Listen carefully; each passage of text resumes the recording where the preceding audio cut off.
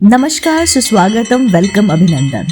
दोस्तों, आज के इस वीडियो में हम बात करने वाले हैं यशोदा जयंती की। तो चलिए शुरू करते हैं आज का वीडियो और जानते हैं कान्हा को त्यागते समय कितनी अधीर हो गई थी माँ यशोदा।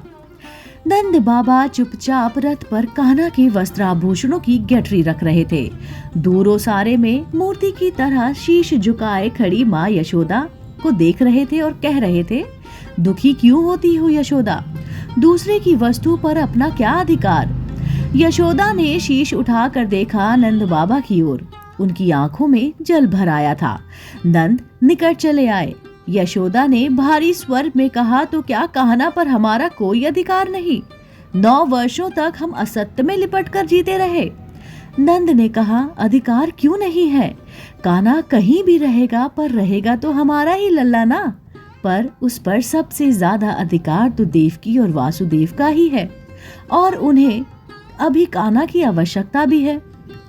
नंद बाबा ने थके हुए स्वर में कहा, ममतत्व का तो सचमुच कोई मोल नहीं होता यशोदा, पर देखो तो कान्हा ने इन 9 वर्षों में हमें क्या नहीं दिया।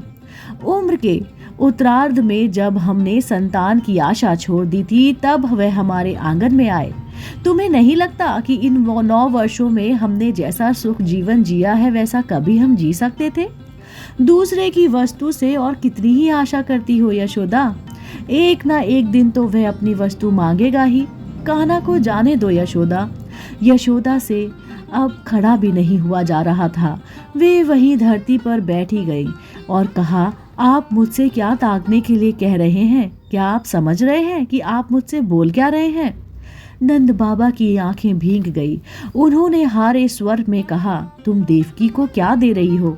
यह मुझसे अधिक कौन समझ सकता है यशोदा।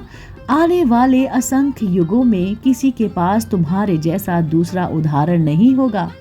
यह जगत सदैव तुम्हारे त्याग के आगे नतमस्तक रहेगा।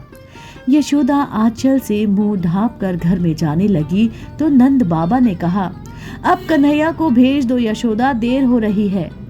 यशोदा ने आंचल को मुंह पर लिया और तेजी से दबा लिया और अस्पष्ट स्वर में कहा, एक बार उसे खिला तो लेने दीजिए।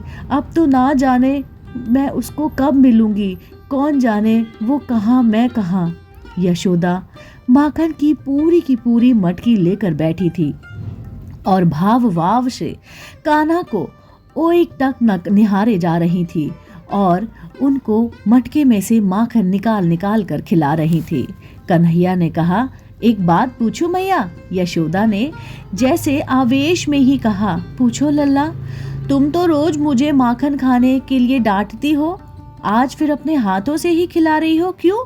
यशोदा ने उत्तर देना चाहा पर मुंह से स्वर न फूटा। वह चुपचाप खिलाती रही।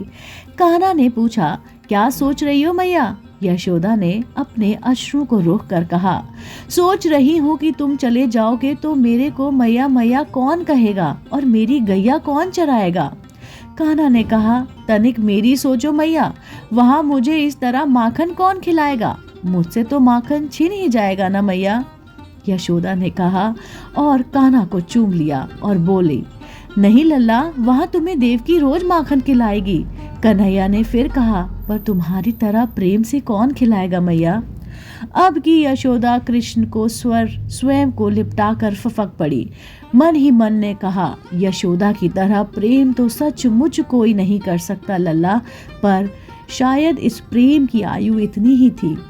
कृष्ण को रथ पर बैठाकर अक्रूर के संग नंद बाबा चले तो यशोदा ने कहा, तनिक सुनिए ना, आपसे देवकी तो मिलेगी ना, उससे कह दीजिएगा लल्ला तनिक नटखट है, पर कभी मारेगी नहीं।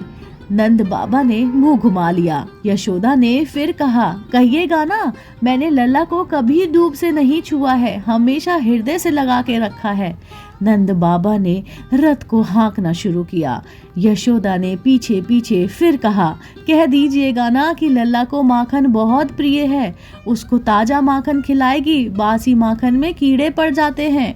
नंद बाबा की आंखें फिर भर आई थी। उन्होंने घोड़े को तेज किया। यशोदा ने तनिक तेज स्वर में फिर कहा, कहिएगा ना, बड़े बड़े कौर ना खिलाएं, उसको गले में अटक जाते हैं, उसे छोटे छोटे कौर खिलाएगी। नंद बाबा ने घोड़े को जोर से हाँक लगाई। रथ धूल उड़ाते हुए बढ़ चला। यशोदा वहीं जमीन पर बैठ गई और फवक फवक कर कहा, कृष्ण से भी कहिएगा कि मुझे स्मरण रखेगा। उधर रथ में बैठे कृष्ण ने मन ही मन में कहा, तुम्हें यह जगत सदैव स्मरण रखेगा मैया। तुम्हारे बाद मेरे जीवन में जीवन बचता कहाँ है। लीलाएं तो व्रज में ही छूट जाएंगी। दोस्तों आज के लिए इतना ही। उम्मीद करती हूँ आपको आज का वीडियो बेहद पसंद आया होगा। ऐसे ही धार्मिक पौराणिक कहानी कथाएं कृष्ण की लीलाएं सुनने जानने देखने के लिए आप जुड़े रहिए आपके अपने पसंदीदा YouTube चैनल से। मैं फिर से उपस्थित होती हूँ नई रोचक कहानी कथाओं के साथ। तब तक के लिए नमस्कार।